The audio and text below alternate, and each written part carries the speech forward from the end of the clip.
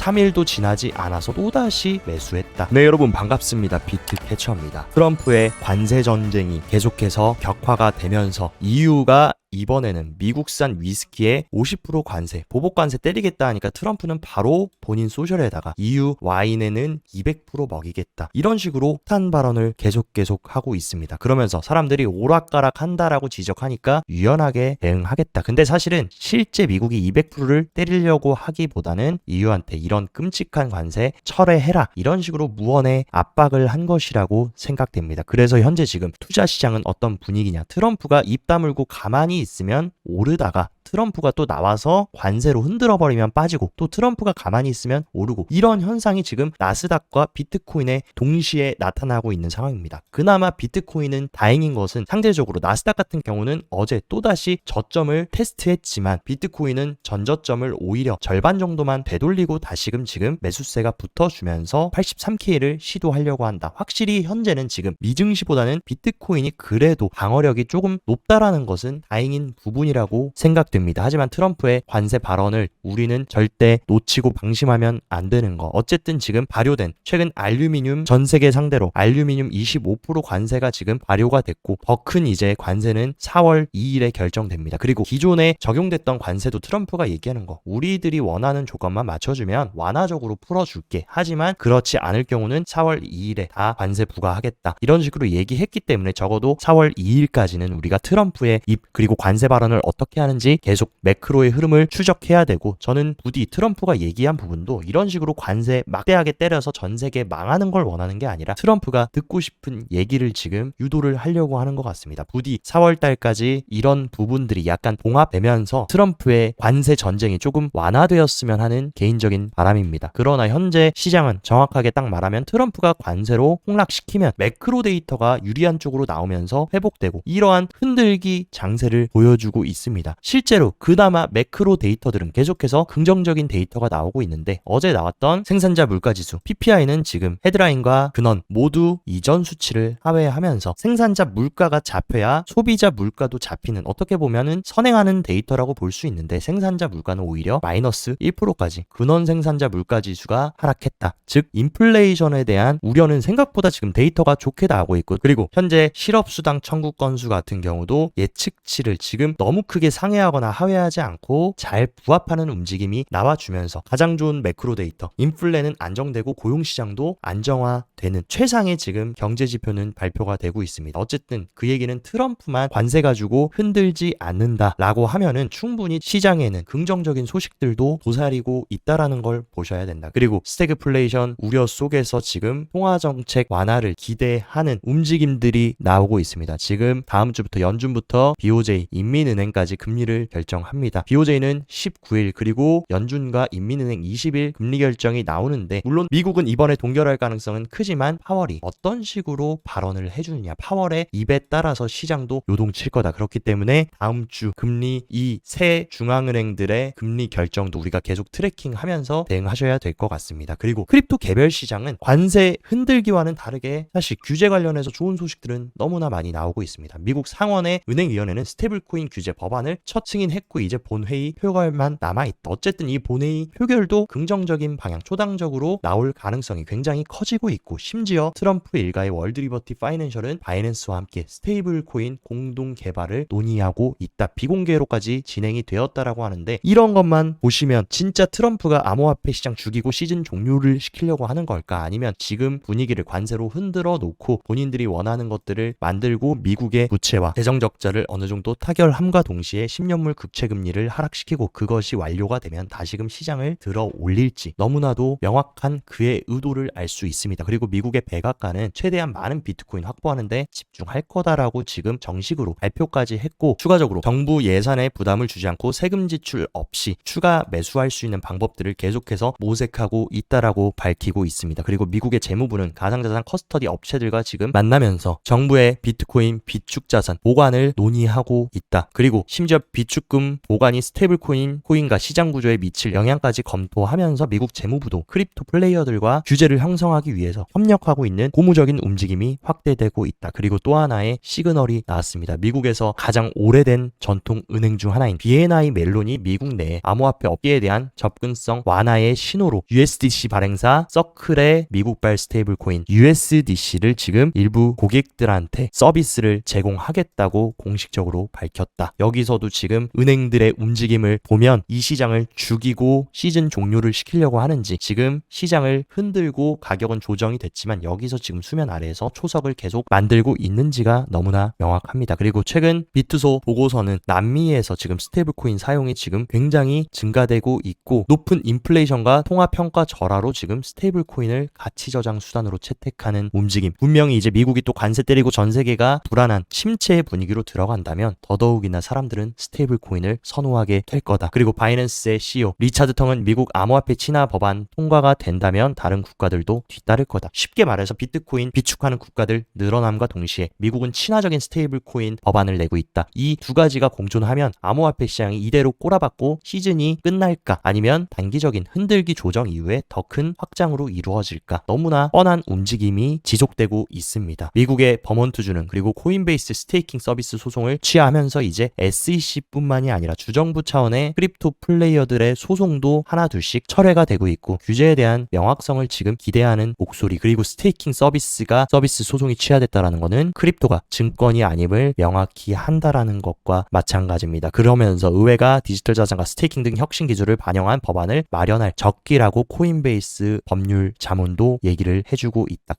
그리고 또 한 번 수상한 움직임. 며칠 전에 캐시우드가 코인베이스 주식을 매수했는데 또다시 520만 달러 상당을 추가했습니다. 불과 3월 10일 날 암호화폐 프록시 주식인 코인베이스와 로빈후드를 매수했는데 3일도 지나지 않아서 또다시 코인베이스와 로빈후드를 매수했다. 어떻게 보면 캐시우드가 주는 시그널이라고 생각됩니다. 그리고 캐시우드는 굉장히 운이었는지는 모르겠지만 시장 고점에서 비트코인을 팔고 저점에서 매수하는 움직임을 이번 사이클 상승과 조정 구간에서 많이 보여줬다. 어쨌든 캐시우드가 지금 바이더딥을 하고 있다라는 거, 분명히 비트코인이 저평가되어 있는 구간이라는 것은 부정할 수 없는 팩트라고 생각합니다. 그리고 미국의 부유층 투자자의 40%가 지금 비트코인 투자를 고려하고 있다. 실제 그레이스케일의 설문조사에 따르면 100만 달러 이상의 고액 자산가들의 26%가 이미 크립토를 보유하고 있고 38%는 향후 투자를 고려 중인 것으로 나타났다. 오히려 이제 비트코인은 가난한 사람들의 돈이 아니라 부자들의 돈, 그리고 기관과 기업들의 돈으로 이동되고 부유층 들이 가치를 저장하는 수단으로 변하고 있습니다. 그리고 그런 변화가 일어남과 동시에 이런 조정을 준다라는 것은 개미들을 털고 훨씬 더 싼 가격에 그들이 원하는 수량을 매집하기 위함일 수도 있습니다. 그리고 러시아 같은 경우는 지금 미국의 달러 제재를 피하려고 중국, 인도와 석유 거래에 암호화폐를 쓴다. 이제 페트로 달러가 아니라 페트로 비트코인을 지금 러시아가 실천을 하고 있고, 이런 식으로 석유 거래에 암호화폐가 사용된다라는 거 굉장히 저는 큰 의미라고 생각됩니다. 왜 탈중앙화 자산인 비트코인이 중요한지를 여실히 보여주는 대목이다라고 생각을 합니다. 그리고 미국 1위 은행인 JP모건은 미국의 비트코인 채굴 업체들의 해시레이트 점유율 상승이 지속될 것을 전망한다. 이 얘기는 뒤집어서 말하면 미국의 채굴 기업들이 더욱더 적극적으로 비트코인을 채굴할 것이고 미국이 비트코인 공장이 될 수 있다라는 것을 의미합니다. 이런 식으로 벌써부터 미국의 파운드리 USA와 마라풀 같은 경우는 거진 전체 비중의 40%를 차지할 정도로 지금 비트코인을 가장 많이 생산하고 있는 게 미국이다. 근데 그런 미국의 정부 높으신 분들이 이 시장을 죽이고 폭락시키고 하겠습니까? 그리고 이러한 엄청난 채굴 기업들 배후에는 월가의 초대형 운용사들이 가장 큰 지분을 가지고 있다라는 거. 이 팩트만 보시더라도 이대로 사이클이 끝날지 힘든 개미털기야 조정의 시기일지는 더욱더 명확하다고 생각합니다. 그리고 시장이 흔들림에도 불구하고 토큰화된 미국 국채 시장의 시총은 무려 42억 달러를 돌파하면서 사상 최대를 찍었고, 비트코인 가격은 계속해서 흔들리면서 하락하고 있지만 전체 RWA 토큰화 시장은 어마어마하게 성장을 하고 있습니다. 그리고 이 RWA 시장에서 가장 큰 파일을 가지고 있는 게 누구냐? 1위 자산운용사 블랙록의 비들펀드. 블랙록의 비들펀드는 지금 출시된 지 1년도 되지 않아서 10억 달러에 도달하면서 어마어마한 확장을 가져가고 있습니다. 여기다가 추가로 블랙록의 디지털 자산 임원인 로버트 미치닉이 공식 석상에 나와서 비트코인 급락에는 지금 근본적인 근거는 없다. 단기적인 잡음 무시해야 된다. 있습니다. 쉽게 말해서 관세 때문에 비트코인이 흔들리고 영향을 받는 거지 이것이 해결되면 문제 없다. 펀더멘탈은 전혀 문제가 없다라는 얘기를 해주고 있습니다. 그리고 시장에서는 블랙록이 솔라나와 XRP 현물 ETF 신청을 전망한다라는 얘기들이 나오고 있고, 과거에도 비트코인과 이더리움 현물 ETF가 승인됐을 때 블랙록이 신청하니까 뭔가 기다렸다라는 듯이 승인이 됐던 흐름을 알 수 있습니다. 이번에도 이런 식으로 솔라나와 XRP 현물을 블랙록이 신청한다라고 하면 굉장히 승인 확률이 높아질 것이라고 생각하고, ETF 스토어의 CEO 네이트 제라시는 SEC와 XRP 소송이 마무리된 뒤에 블랙록이 본격적으로 뛰어들 거라는 명확한 방향성까지 제시를 해줬습니다. 벌써 지금 큰 윤곽이 나오고 있는 거는 CME 거래소의 솔라나 선물이 본격적으로 17일부터 출시가 된다. 그리고 CME는 개인보다는 기관들이 주로 이용하는 선물 거래소인데 그 기관들도 솔라나 선물에 접근할 수 있는, 그리고 이것이 승인된다라고 하면 최종적으로 ETF가 5월에 승인될 가능성이 크다라고도 얘기하고 있습니다. 그리고 트럼프 일가는 지금 54만 세일을 매수하면서 최근 수위 매수 이후에 세일까지 매수하면서 적극적으로 알트코인을 모아가고 있다. 현재 분위기만 보면 알트는 정말 시즌이 종료됐고 알트는 끝난 것 같은 느낌이지만 계속해서 수면 아래에서는 알트코인 현물 ETF 출시를 준비 중인 운용사들은 늘어나고 있고, 이런 식으로 트럼프와 가장 밀접한 월드 리버티 파이낸셜도 알트를 모아가는 것을 봤을 때 모든 알트들이 회복되고 신고점을 갱신하는 그림은 나오지 않더라도 확실히 미국과 연관성이 있고 그리고 근본 있고 중장기적으로 실체가 있는 메이저 프로젝트들은 분명히 의미 있는 성과를 내줄 수도 있다라고 생각이 듭니다.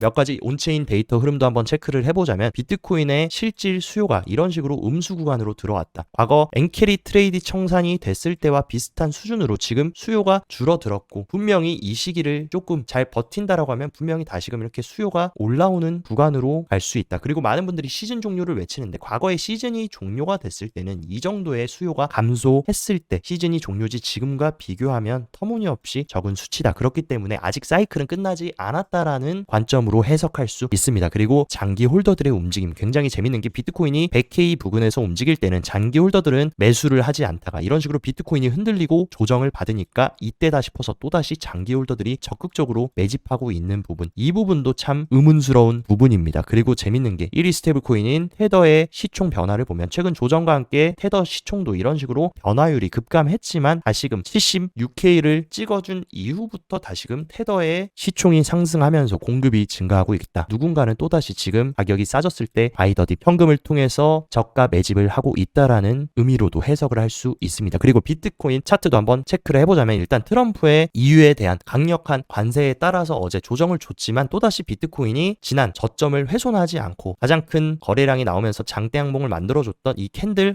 허리를 지지하고 다시금 말아 올리는 움직임을 가져가고 있습니다. 제가 봤을 때 일단은 이 DCA 매집 구간 박스권을 벗어남과 동시에 200일 이동평균선을 확실히 돌파해주고, 그리고 최근 돌파하지 못했던 84K를 돌파해주는 움직임이 주말 동안 나와주면 가장 베스트고, 가장 큰 산은 이 계속해서 저항을 맞았던 이 하방 트렌드 라인을 이번에도 실패할지 아니면 뚫고 올라갈지 이 부분을 여러분들이 체크하셔야 될 것 같습니다. 만약에 오르더라도 이 부분의 저항을 맞은다면 또다시 지지부진한 움직임, 그리고 트럼프 발언을 계속해서 주목하셔야 된다라는 것을 말씀드리고 싶습니다. 그리고 오랜만에 파이어 차트도 체크를 해보면 일단 아직까지 강력한 고래들의 매수세 움직임은 보이진 않지만 84K에 있었던 굉장히 큰 매도벽이 현재는 지금 사라진 상황이고 88K의 매도벽이 위치를 하고 있습니다. 그리고 반면 75K까지는 얕은 매수벽들이 위치하고 있는 만큼 매물대도 잘 체크를 하시고, 확실히 지금 갈색고래와 보라고래만 고개를 확실하게 들어주면 충분히 88K 전까지는 매도벽이 옅어진 상황이기 때문에 이 움직임을 잘 체크하시면 단기적인 방향성도 어느 정도 각이 나올 거라고 생각합니다. 그리고 비트코인 이번 사이클에서 무려 이러한 단기 조정들은 수도 없이 많이 나왔는데 그때마다 공통점, 일봉 RSI가 과매도 구간에 위치를 했을 때 그때를 잘 노린다라고 하면 긍정적인 상승이 나왔던 것을 우리가 과거 데이터에서 체크를 할 수가 있다. 지금도 마찬가지로 굉장히 좋은 저평가 구간에 돌입했고, 물론 이 시간을 더 끌면서 개미들을 지치게 하고 털어줄 수는 있지만 이 시기에 용기를 낸다라고 하면 분명히 과거의 흐름처럼 긍정적인 흐름을 기대해 볼 수 있다라고 생각합니다. 그리고 단기 홀더의 MVRV 같은 경우도 이런 식으로 투심이 완전히 꺾이면서 또다시 저평가 구간으로 들어섰는데 비트코인 최저점을 찍고 상승하는 동안 이러한 구간은 총 3번 있었습니다. 언제나 이 파란 선을 하회했을 때 용기를 냈을 때는 분명히 좋은 성과가 있었고 과거 시즌 종료가 나왔던 수치에 비하면 아직 터무니없는 정도의 단기홀더 MVIV 하락이다. 그렇기 때문에 이 정도로는 시즌 종료라고 보기는 애매하다고 평가할 수 있습니다. 그리고 언제나 비트코인 사이클은 똑같이 움직였습니다. 큰 풀백 조정이 있은 다음에 랠리가 시작되고 이러한 동일한 패턴을 가져가는데 우리는 지금 큰 조정 이후에 랠리가 이미 시작됐고 벌써 랠리의 60% 70% 구간까지는 왔습니다. 근데 랠리도 3가지 종류가 있다. 반감기 전 그리고 반감기 후 그리고 마지막 파이널 서지 구간이 남아있는데 언제나 이 파이널 서지 구간이 사이클에서 가장 큰 포물선 상승을 보여줬습니다. 하지만 우리는 포스트 할빙 구간에 들어와 있고 마지막 파이널 서지를 남겨두고 있다라는 것. 과거의 패턴과 지금까지 비트코인 사이클은 100% 동일하게 갔는데 이번에도 그렇게 동일하게 가준다라고 하면 파이널 서지가 남아있을 가능성이 크다. 그렇기 때문에 진정한 메인 DC를 두고 흔들린다고 시장에서 다 털려나가 버리신다면 분명히 후회를 하면서 또다시 4년의 사이클을 기다려야 될 수도 있습니다. 그렇기 때문에 부디 현명한 의사결정을 내리시고 시장에서 꼭 살아남으셨으면 좋겠습니다. 오늘 영상도 시청 진심으로 감사드리고 영상 도움되셨다 하시면 좋아요, 구독 눌러주시고 더 자세한 투자 전략 궁금하다 하시면 영상 하단 고정 댓글에 제가 운영하는 크립토 시황방 활짝 열어놨으니까 이쪽에서 시황도 체킹하시면서 성공적인 크립토 투자 계속 이어가시기 바랍니다. 오늘도 시청 진심으로 감사드리고 즐거운 주말 되시기 바랍니다. 여기까지 비트캐쳐였습니다.